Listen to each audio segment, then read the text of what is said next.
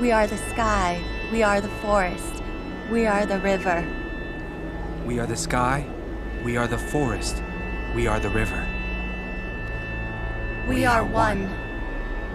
Magina, may you rise!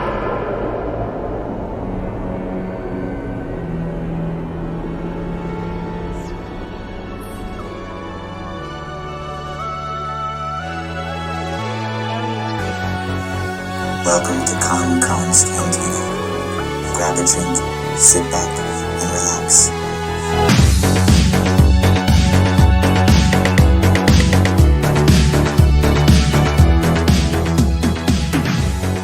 We back. What is up, everybody? It's your boy. It's KonKon. Back at it again. As you already heard, the man of 1,000 names. You need a new name. You haven't got yet. Where's the new names? Come on. I can't. I'm putting you on the spot. I'm too tired today to think of one on the spot. Think of it now. Moderator for Bridal magazine. MySpace. You've used that one before. We had a whole MySpace thing. MySpace needs to come back. Let me put music on my Facebook profile. Come on, Justin Timberlake. Yeah, come on. You backed it. Yeah, come you do on. no wrong. And sitting next to me, a new guest has entered the chat. A wild Ricky. What's happening? Ricky, tell everybody hello and your Instagram handle. Hello, everyone. Instagram handle is L_Indio85. Guys, this week we are talking Star Wars Visions, of course, again. And this week we are going to be doing episode 4, The Village Bride. And yes, Justin, it is the 104th episode. It's the new thing. Yeah. Every now that we've reached the milestone, 104. Then it's going to be 105. Real Radio 104.1. Yeah, come on, that's how it's going to be. Shout out to Tom and Dan. This episode, before we get into housekeeping, let's just real quick. This episode, Justin, you were saying that you liked this better. Yeah, rewatching. First time watching through, this was like my least favorite episode at the time, and then when it was done without rewatching, it was probably bottom 2 or 3. But rewatching it, I found a lot that I actually did like in this episode, and kind of turned me around. Yeah, the music. It's not full, it's not like one of my favorites, but it's enjoyable to watch, 100%. Yeah. What about you, Ricky? I actually enjoyed this one. First time watching it.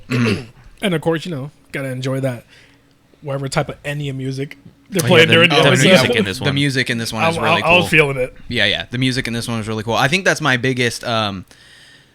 and we'll get into it. There's other things that of course we're gonna pull out, but guys, of course, KonKon's Cantina at all the social media, Instagram, Facebook group. I'm not gonna lie, Facebook group needs to step it up, man. Is everyone tired of Facebook right now? I think we hit them with too many which is your favorite? Yeah, we had a cheese lot. Toast or cheese bread. Yeah, exactly. Yeah, we did. We had the Facebook one has to go. Yeah, the Facebook is way more casual. And one of our longtime patrons and fans, Ben, posts. It's like, do you guys even post Star Wars content anymore? yeah. Ben's like, this isn't even a Star Wars group. This is like a food mixed with the occasional post of Star Wars. Oh, real quick news: Mandalorian 3. Season 3 started filming today. Nice. Super hyped about that. I need that in my life. Way more excited. That's still the thing that I'm most excited about, because we have Book of Boba Fett, Kenobi, Andor, Mando Season 3, and then Ahsoka is supposedly the release date. And I'm still most excited Mando about... Season 3 is still top priority for you? Oh, 100%. Yeah. I mean, it's my Mandos are my favorite thing about Star Wars. Yeah, I'm super hyped for the Obi-Wan show, Kenobi. I can't wait to see just what they are going to do with it. All the stuff that McGregor was saying, like in those little interviews. Did you see the clips where they asked him about it? Not yet. Well, he didn't give anything away. He just said you'll be very pleased. I don't think you'll be disappointed, which was cool. And he's a huge fan of the character, so if he's happy and excited, I'm happy and excited. Yeah, exactly. Me too.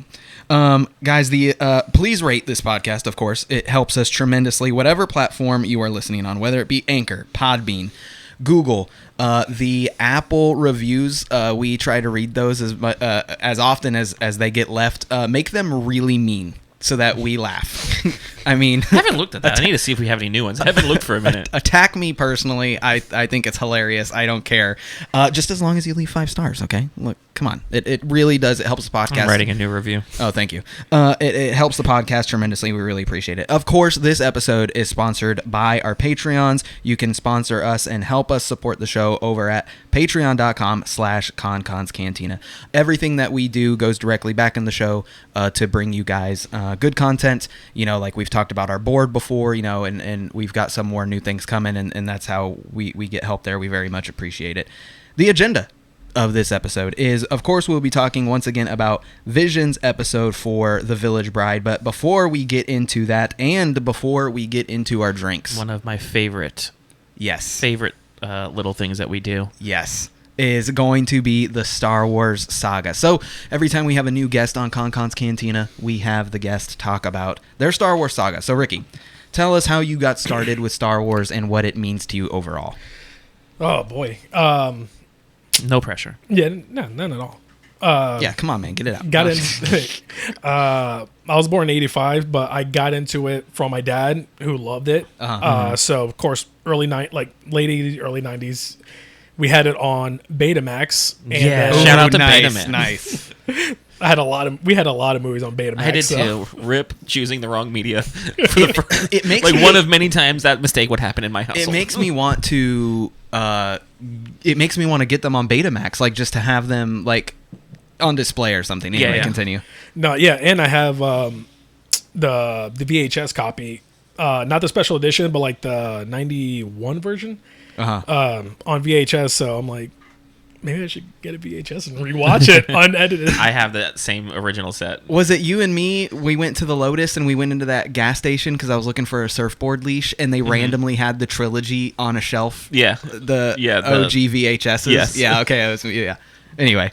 So it's just pretty much been a big part of my life. You know, it got me into a bunch of From other the stuff beginning. as well. Yeah. Yeah. Was So, that your like first fandom with Star Wars? yeah. Yeah. Other than Power Rangers, but yeah. Ooh, Power Rangers. Tell me about that real quick. I don't hear many people talk about Power Rangers. Listen, I still have my original Megazord from '93.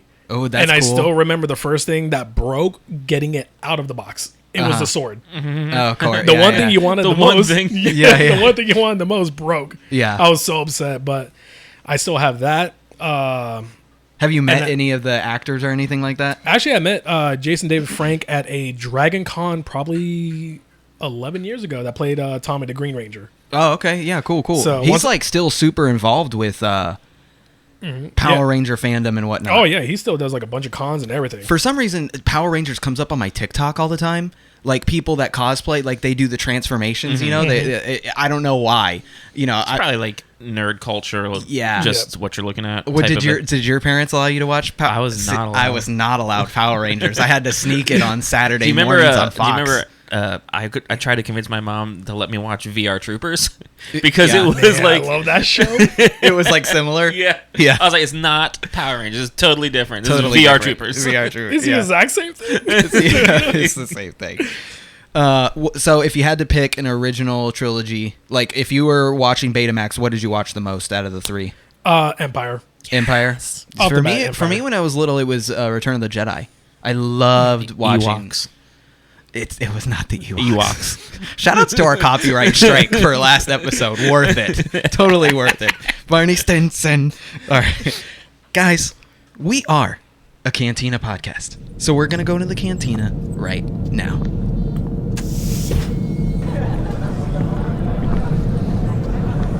Welcome to KonKon's Cantina. What are you having?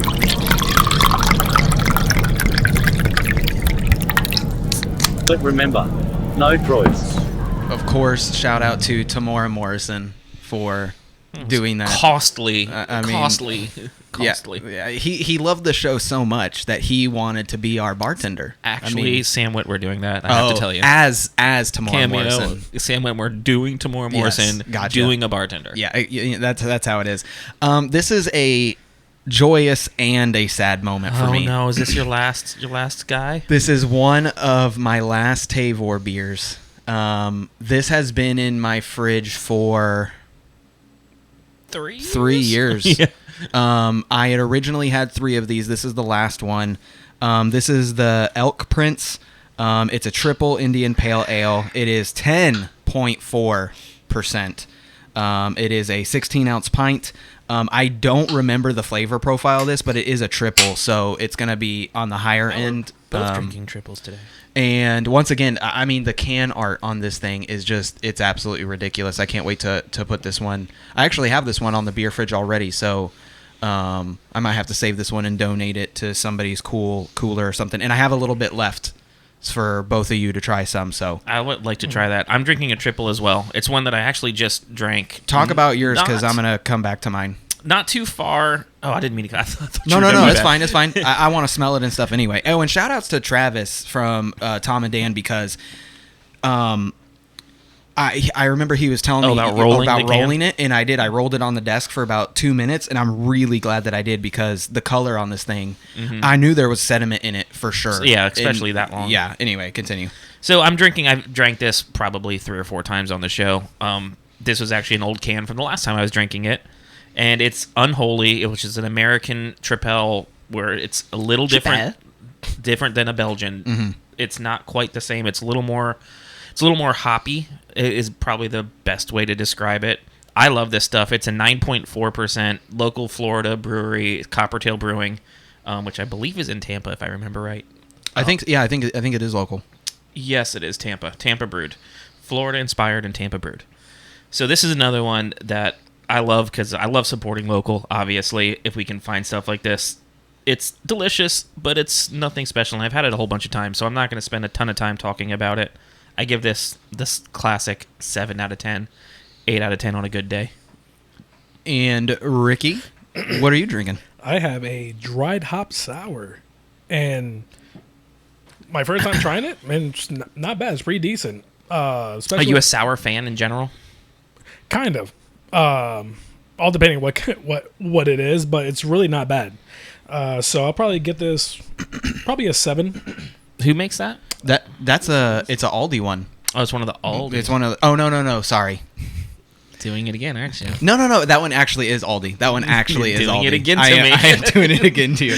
That one actually is Aldi. That one's pretty good. I mean, it's a mellow flavor. Like it's if you don't like sours, I think it would be a good introduction, because it's more bitter than sour. Yeah. Does that make sense? Yeah. But 7 out of 10. I mean, I think when I had it, I think I gave it a pretty high rating too. I mean, it's definitely a 6 or a 7. It like I said, it'd be a good introduction beer for people who don't like sours. What's the fruit? Is there a fruit like that they base it off of, or is it just? I know a lot of here. Let me see. A lot of sours are like citrus or some type of fruit in there. You know who? It's a dry hop sour.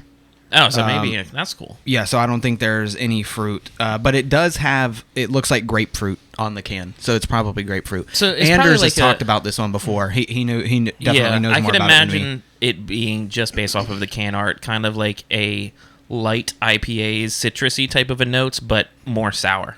Brewed in Wisconsin. Get the is where heck that out of one's here, from. cheeseheads. Listen, so back to this Elk Prince.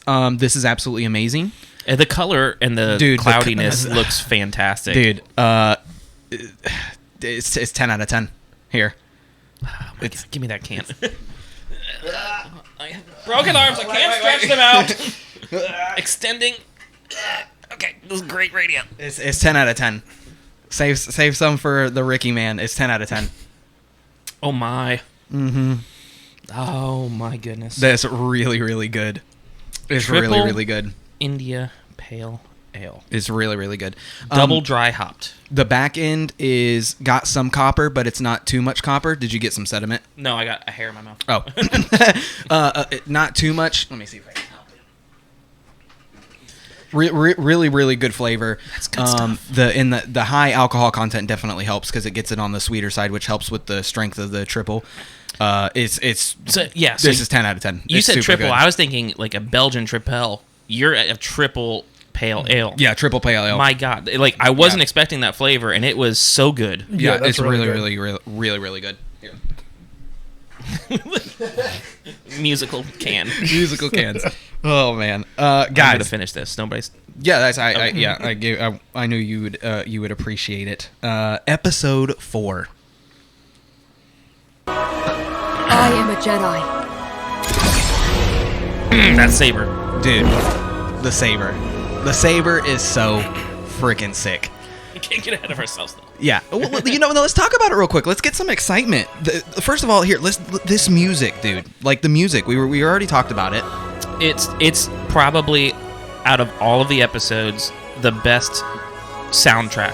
Yes. Everything it's not repurposed Star Wars John Williams stuff, which is great. Yes. And that's not to take away from that. But this is the first original. Like, they didn't sample something and just, like, drop it in, so you had this nostalgia vibe. It was all original. It gave me Rogue One. Yeah. Rogue One comes to mind because... Mandalorian. Well, yeah. I mean, like, taking something that's, like, you don't have that memory attached to it and still being able to, like, make a great Star Wars soundtrack. And recognizing... You said, like, Enya...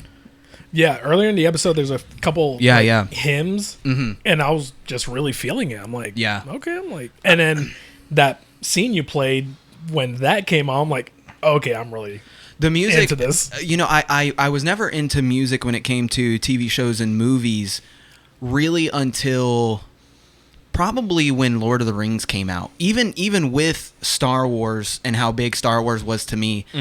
The only thing, I really liked the Force theme, the big Star Wars songs, it wasn't anything that, I didn't look for how it associated with the story deeper. And now as I've gotten older and the storytelling is more important than the action to me, music is such a big part of that. And it's the music in this episode is it's awesome. It's one of those things that for me, like as a kid, I might not have realized it knowing what I was realizing, but when you look back and you think about some of the movies that were the biggest that stick in your head, a lot of them in the 90s were John Williams. Like if you think Jurassic Park, plays in your head. You think Indiana Jones, plays in your head. Star Wars, Jaws, Home Alone. Yep. Home Alone is John Williams? Yeah. Home Alone is John Williams. I did not know that. Yeah. And speaking of, we were talking about there's a new... I'll send you the link later. But anyway. like you didn't really think about it so much when you're a kid, but then when you get older and you kind of learn some more and you look back and you're like, holy crap, like all these this like huge composer was a huge like you part can of just hear a few notes and you're like, oh my god, I love this movie. Like that's an amazing feat to be able to accomplish. Yeah, music like that has always been a part of my life. Because I grew up, I was really never. I'm not an athletic person, so I kind of gravitated towards movies, film, TV shows. So I always incorporated kind of like what you're saying. Growing up, you hear it, but then now when you're older, you really appreciate it because, like, even my dad would like try to test me out. I was like, okay, what movie am I watching? And I would know because know from the soundtrack. Exactly. So like I even kind of started like my own vinyl collection of collected soundtracks. So I have the Empire Strikes Back soundtrack, Superman the movie, 2001: Space Odyssey. Have you heard us talk about the soundtrack show before? Yeah. If you're not listening to that, everybody, if you're looking for more podcasts to listen to, and of course you're not clamoring for our episodes, the soundtrack show. To those first. Yeah, you already listened to those first. Soundtrack show is amazing. Yeah. It's super, super good. The recap of this episode. Let's get into it. The Village Bride. The Village Bride, episode 4. Justin, tell us about the studio real quick. I know there's not a lot. Kinema Citrus. Yeah. I looked through their like table of work that they've done. They were founded in 08, sorry. They've done a lot of things that I've never heard of, honestly, before. The only thing that I recognize is they did some .hack stuff for like one thing. It looked like it was like a weird short that they did. Everything else I've never heard of, and that's kind of been that's kind of how it's been with all of these studios for us. Yeah, Made in the Abyss. And there's they did probably like 3 or 4 things called Made in the Abyss. They did some stuff for .hack Quantum. Yeah. In 2010 to 11. There's probably way bigger anime fans than us that are like, "Oh my god, you guys are idiots." Yeah, I don't know. I just don't. I'm not familiar with this studio as I have not been familiar with many of the studios. Yeah. I think they kind of purposely pick some underground or smaller studios. Doc Hack Sign was a good anime. I remember watching a few episodes of those.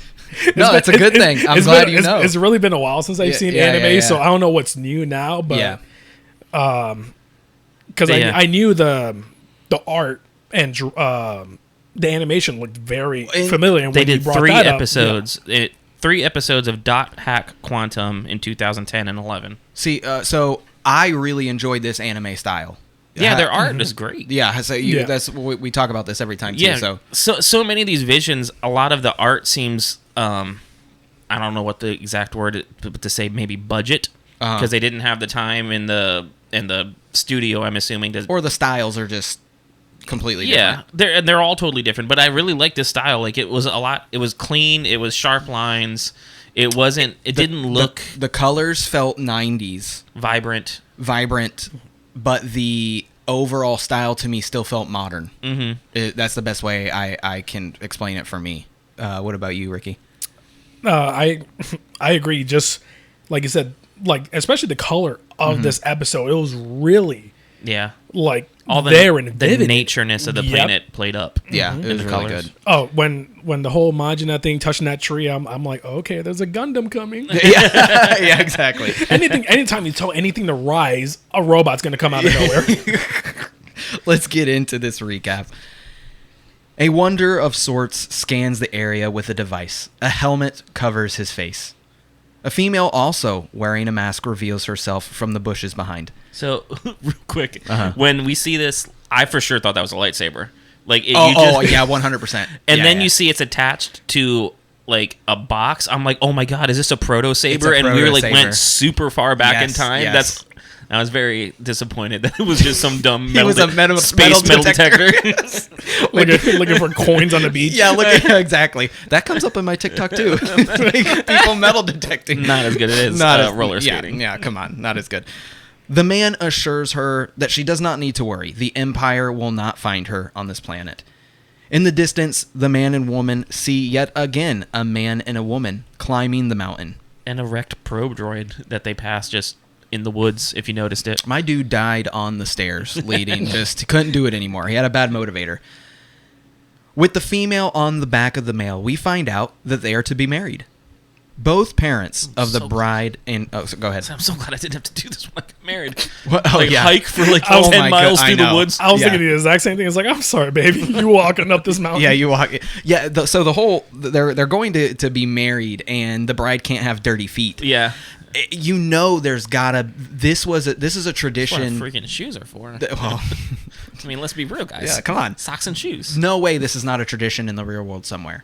And... Maybe shame on us for not looking it up, but this has to be inspired by something. There's a culture that does this pulled for sure. From the real world. Yeah, there's got to be a culture that does this for sure. Maybe exaggerated in some way, but something about it pulled from the real world. Yeah. So her feet can't get dirty, and hence why she is in a chair on his back walking up this mountain to be married.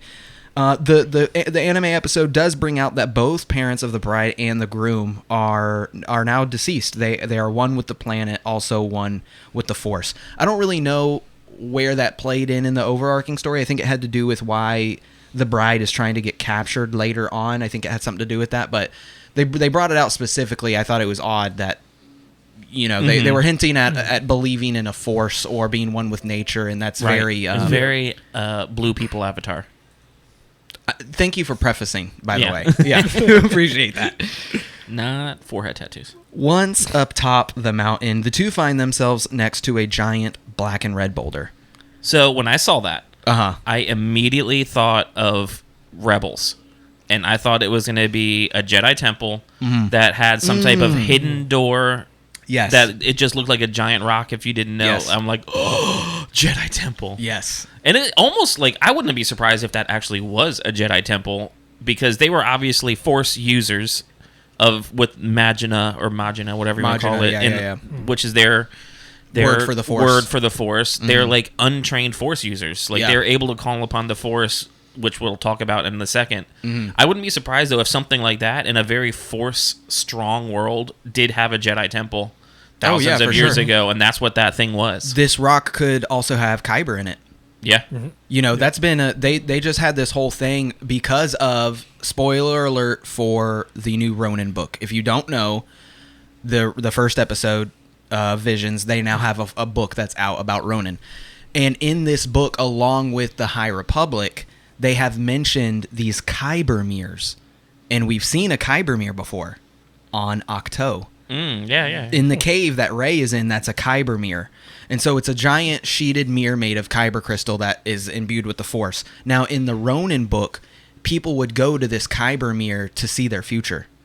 So they would go and petition themselves to this mirror, not knowing it was the Force, and it would show them their future, just like Rey wanted answers to her past and whatnot. Yeah, snapping your fingers. And I like to imagine, based on what we see from this, it's got to be something, like you're saying. It's tied to the Force. Maybe it's Kyber. They might not know what it is, but I Yeah. could definitely see in the thousands and thousands of years of the Jedi history that on a planet like that, like it was for sure probably like some type of a Jedi temple. And later in the episode, we find out that the Separatists wanted this planet for its resources. They sucked them dry. And what were the Separatists building at the end of Attack of the Clones?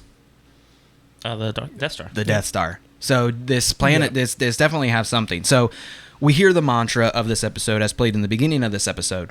We are the sky, we are the forest, we are the river. We are one. Magina, may you rise. And then Gundam Wing comes out of nowhere and evaporates everyone. No, of course not. Then a blue aura engulfs the couple and the forest below. The rocks on the mountainside begin to collapse. Real quick, do we think this is happening in real time? I don't know. I was thinking that too. I'm like, because they had that little vision little of when they were flashback. young. And I'm they like, say this is the memories of the planet. Okay. You, Ricky? yeah. I'm like, wait. Is that actually happening? Is that actually falling in front of them, or is it part of this memory? Is it? Of the planet? Yeah, because they were saying this how the Separatists drained the world. Is that the Separatists literally just like mining or getting some type of natural resources where they're just like blowing the crap out of the planet and destroying it to get what they need from it? If you watch it, it's... Now that I'm thinking about it in my head, I think that this actually... See, I still don't know. But when they walk up, they're walking next to a stream. Yeah. And they walk out into this stream because it does the pan where the rock is on the left and they're walking towards the rock, and there's this big alcove. And then they're on the platform around the rock, and then when everything collapses around them, it's collapsed right up to the point where they're standing on this platform. Yeah, so it's a weird scene. I know, it's a weird scene. It doesn't have any meaning. There's no There's definitive. nothing like directly associated with this collapse that happened to anybody or is referenced later. So it's a weird scene to try to figure out. And they back up as well, so that's why I was like, wait, is this actually happening in real time? Or they do have a reaction to what's happening too. But the weird thing is it also seems like the masked female, which we find out her name is F, she also has a reaction, and it seems like she sees the memory too. So it's almost maybe like a force projection of some sort that she's seen. And was that her with them? It seemed No, like I think that was her no, sister. no, it's the Oh, sister. her sister. That, Yeah, that you're comes right. later on. Saku. Saki? No, Saku. It was Saku. Yeah. Saku. That you're definitely right on that one. Okay. The bride and the groom then walk to the cliffside to watch the sunrise. Back to the Explorer, he speaks of the Clone Wars, and he then mentions, of course, as we talked about, how the Separatists used this planet for its resources during the Clone Wars. The masked woman then remembers her master. Yeah, and the cool thing about this too is Valko. I found out his name was just from the credits. Valko says an old friend of ours had roots on this planet, so he's directly friends some way with her master. So I keep trying to figure out who the heck is this guy. Yeah. Except an explorer. He's metal detecting galaxy wide for some reason. Yeah. But do you know who plays the Explorer?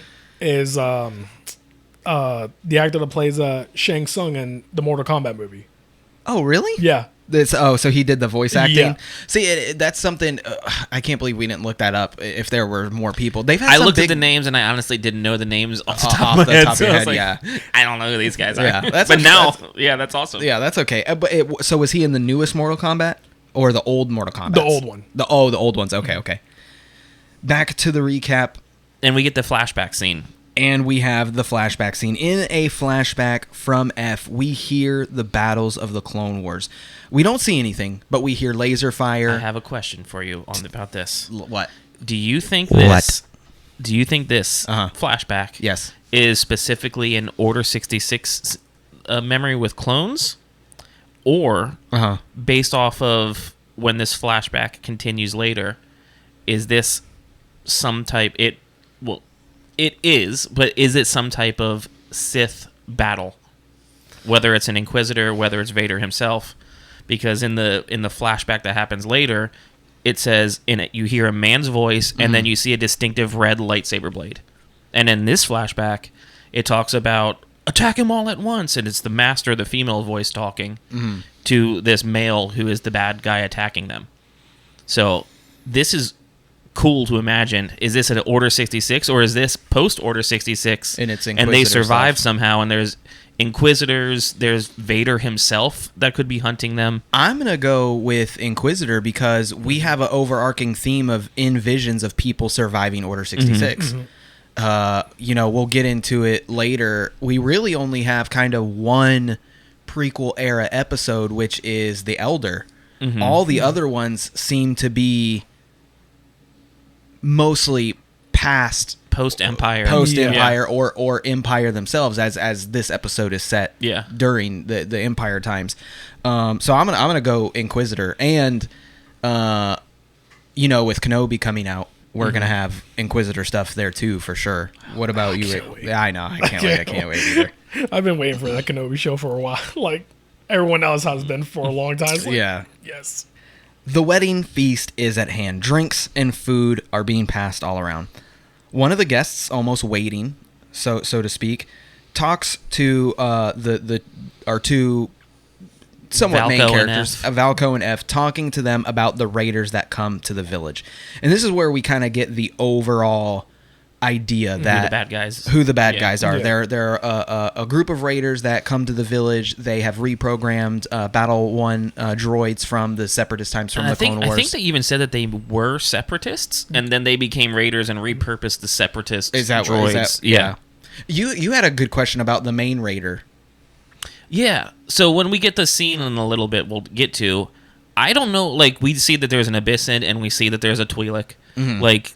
Known, like we know who they are. Yeah. This guy that came out looks very Sith humanoid, but doesn't quite look human. I don't know if it's because he has the shaved head and gray skin. Yeah, the skin colors. Like throwing it's just me off. like I'm like, what is this guy? Is he like just like made to look evil and he's a normal guy, or is he some type of clan, I don't know. He's like, a clan banker. Like We he should just almost call looked him things. Yeah, It's like got a this thing chiss. over here. He almost looked like a chiss if he would have had blue skin. The way they kind of like made him. Yeah, it was definitely missing odd. the eyes and the skin, but like something like he doesn't look like a straight up normal human. Yeah, he was definitely odd. Not sure exactly what he is. Then they tell them about they're telling him at the wedding feast about the raiders. Saku, the bride's sister, then raises and brings up her objections about basically giving an offering to these raiders and succumbing to them. She is ready to fight, and she wants to fight them off and take back Naruto their... is right there by her side, backing him up. I was gonna say the animation kind of looks like that too. It does. Well, the dude had the same headband with the buckle with the little insignia that was close enough hidden to be leaf village. Yeah, like just close enough to be like the same thing. Then the bride stands up in protest. Why are you bringing this up at your sister's wedding? I know it's happening. You gotta have pissed that. because- You gotta have that one family member. But she's pissed because her sister's Yeah. just sacrificing herself for no reason. Yeah. Shout out to the concept of 80-something-year-old man that's lived a full life is the one that's supposed to go. I'm like, no. I am just getting married and have my life ahead of me. Let me go. Let me go. Like, Yeah. what?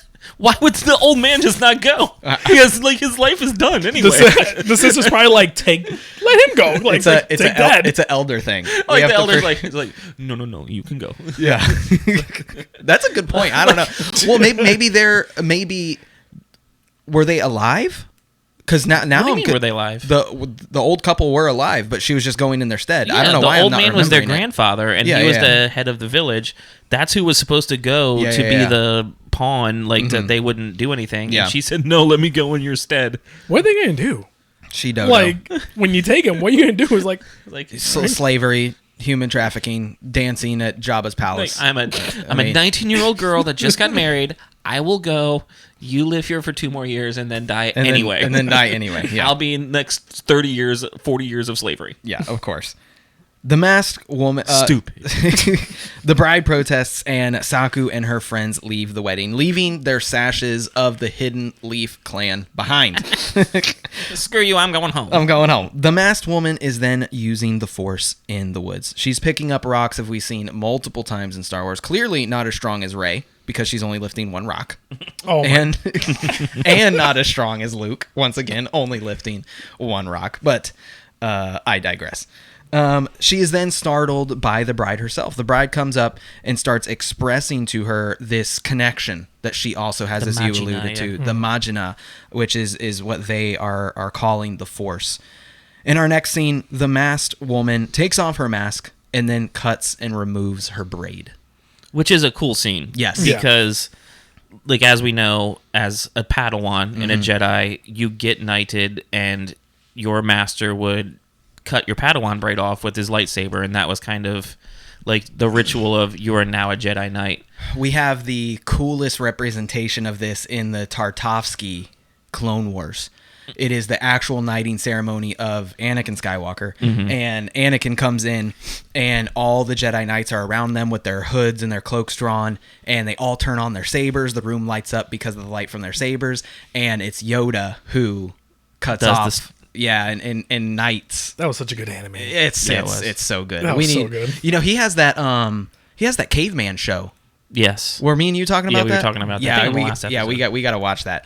But yeah, super cool representation showing once again this transformation, and these are the nuances that this is like the reason why I love. It's a 5-second scene that's not like, if you know and you can like put the thought into it, like there's no words that are spoken, but like the depth of what that quick little scene actually means. Yeah. And it's one of those things that in live action, I don't think it would resonate as well, because you're seeing her flashback, like right, you see the quick glimpse of the flashback of, and that was when that red lightsaber is ignited, and you hear the man's evil voice like again. But like that type of stuff like is done so well that I don't think it comes through unless it's in anime. Yeah, it resonates good in anime because you have the music and then something about animation, emotion, facial expressions, and exactly. emotion. You don't even need dialogue because it's like, okay, she's about to make it happen. Yeah. What people who don't watch anime and say like, why do they have these ridiculous faces? I was like, that's part of it. Like they're telling the story without having to use words. And there's that's the thing that I've grown to like so much about podcasting and storytelling in general. We are the anime of radio. We are. Listen, welcome to anime radio. No, it's bringing up these nuances that like you have to be into it to a certain extent to seek like this deeper knowledge or things that people are picking up. And look, we're a bunch of dorks talking about Star Wars. Like I understand that, but it's storytelling aspects that are bringing more to just. Oh, it wasn't just a 17-minute anime episode. You can look at it that way, and I can see your point of view.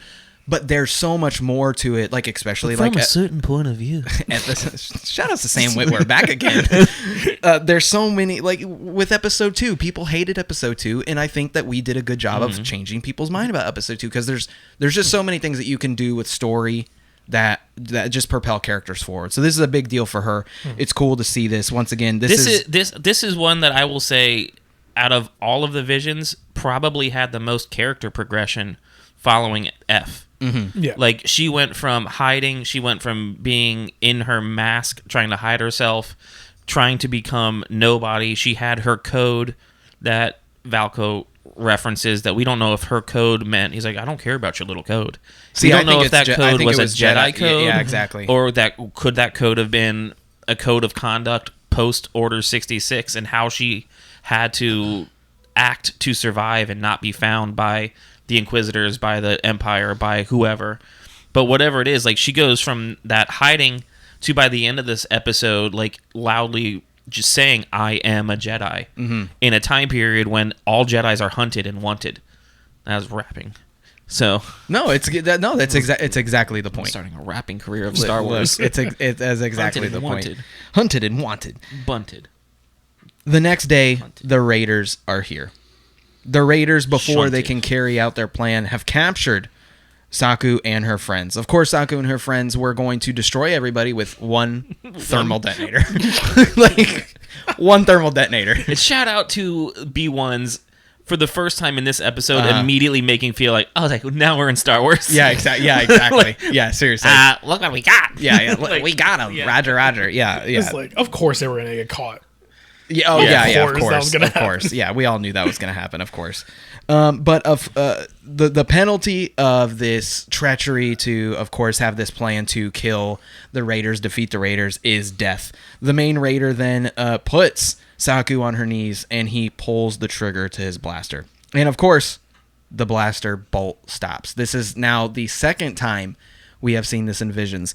Last episode with the twins, we saw the male twin stop. You know, this is some reoccurring stuff that I never want to see leave Star Wars. Yeah, Because I like the blaster bolt stopping. love. It's so cool. I even loved it when in Force Awakens when Kylo does it. Yeah, we Like, see I like was this. feeling that. Yeah, it's super cool to see it. Like, you know, going the and it was the same thing. And to even add more to it, F then Launches that sucker right back at him. sends it right back where it comes from, knocking the blaster out of his hand. F, the formerly masked woman, of course, has stepped forward, and everybody now knows that she has used the Force to stop this blaster bolt. Quote, Magina, may you rise, and let the Force be with you.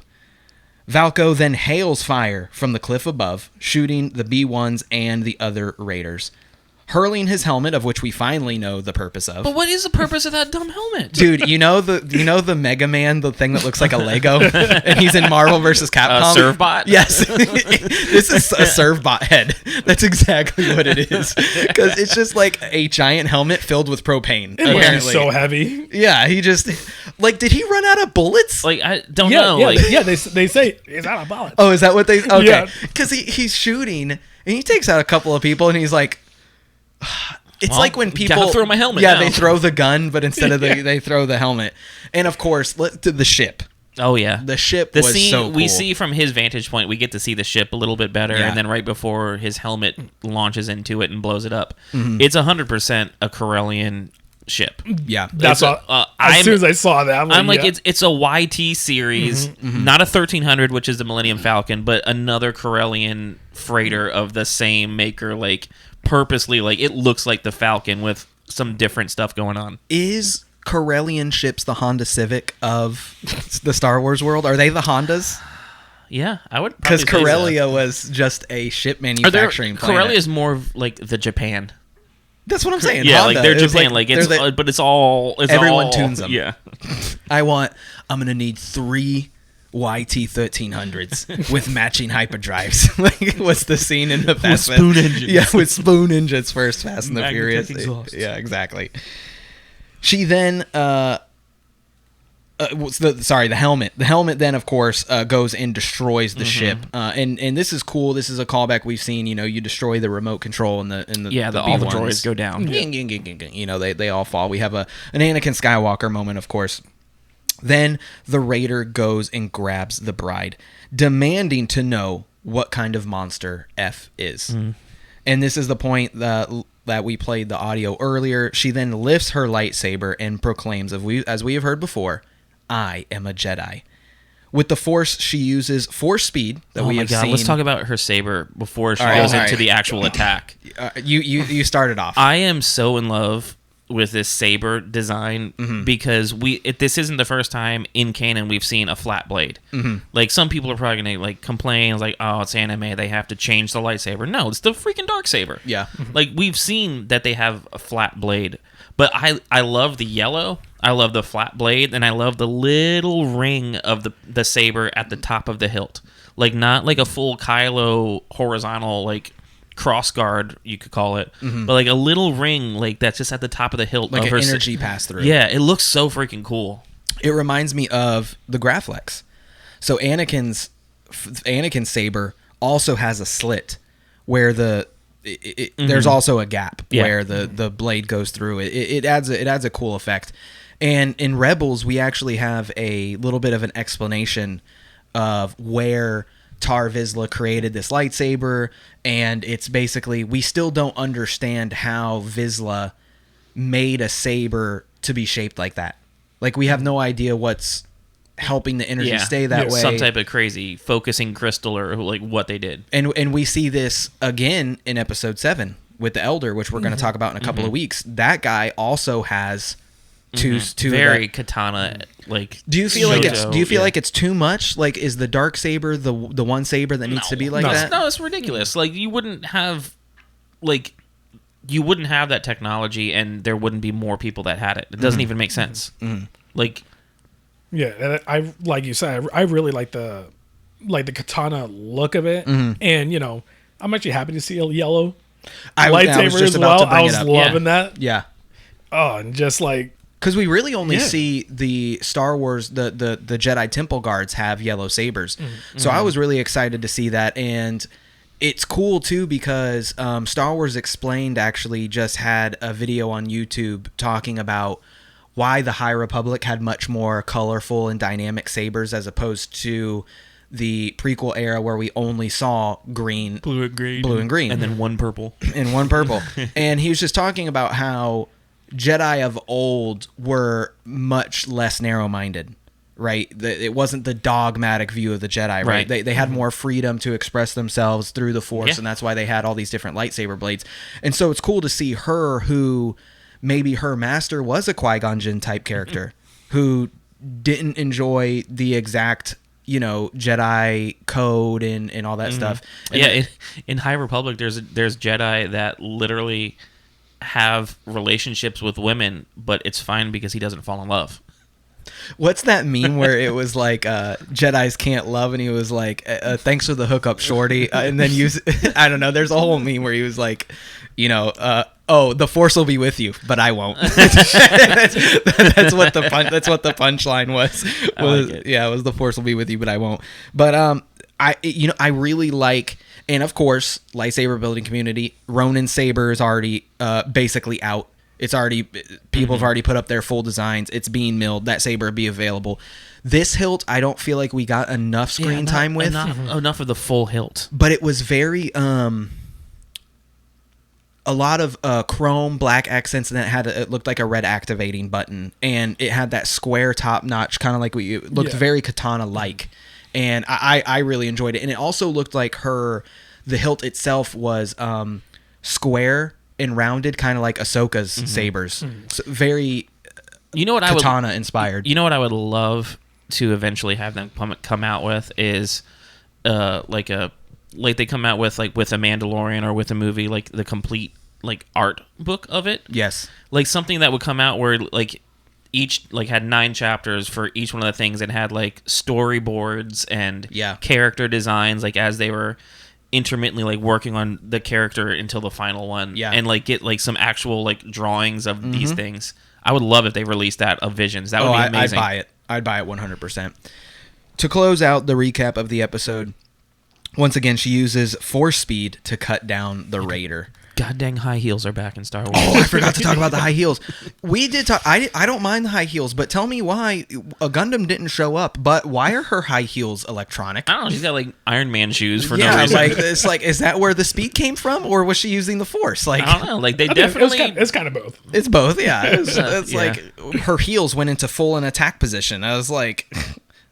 Red shoes standing by. I don't know. I don't know how I felt about the shoes transforming, but. So, and then it wouldn't be Star Wars if somebody's arm wasn't cut off. Somebody's arm wasn't cut off, and then also her flying away in the ship. We've seen this ship before. Oh, yeah. This is the same attack ship. It's like an ARC 170, like prequel era. Yeah. We see that in Episode 6, Mandalorian Season 1, The Prisoner. That guy that's chasing Mando in the beginning. The little dogfight in the beginning. Little dogfight. Yeah, that's that. Pretty sure that's that same ship. We didn't confirm it, but it's looks what very X-Wings similar. were based off of eventually. Yeah, you can see the similarities. Yeah, look really, really similar. All right. The question that we always ask. The story to continue. Do you want to see more? First of all, who do you think the main characters were? Are the bride and groom actually important to the story, or is it F's story? I think it was the transformation and like progression of F. Like that's who I feel like this was all about. because she's the only one that you follow through from the beginning to the end. It starts with her landing on the planet, and it leaves with her leaving the planet. Mm-hmm. Yeah, exactly. It's mainly her story. Just everyone else is just there.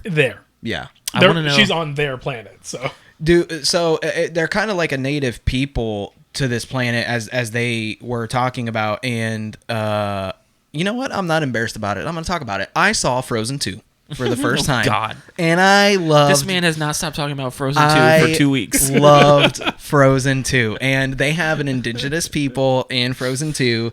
And it just reminded me of, like, even, like, the people from Jakku.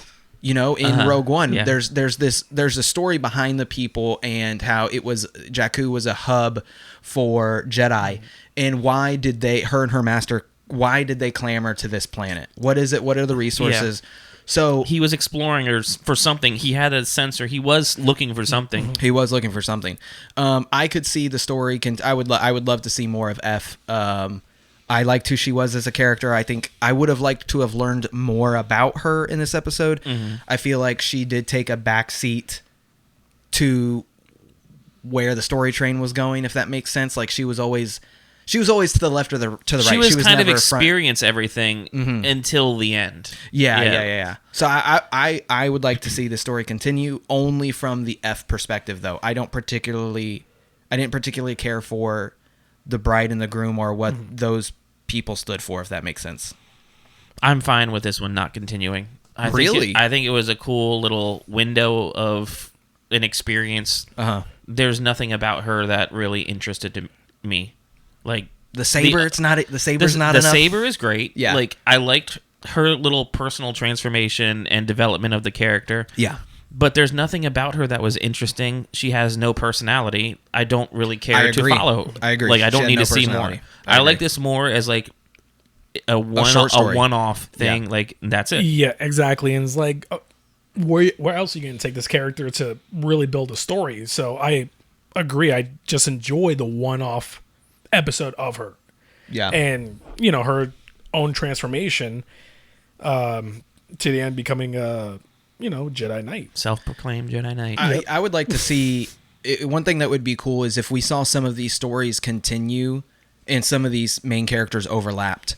And we could see those characters in a different animation style of another studio. Okay, so she's going to head to Tatooine with the band. With the band, yes, something like that. You get what I'm saying. I wouldn't mind something like that. Yeah, like I don't need like a series following her, but if she shows up in other Star Wars canon and like, oh, that's F. That was from, and like that could be cool. But as far as like a book, comic, TV show, movie, I don't need anything else with her specifically focused. It's cool because we now we have the Ronin book.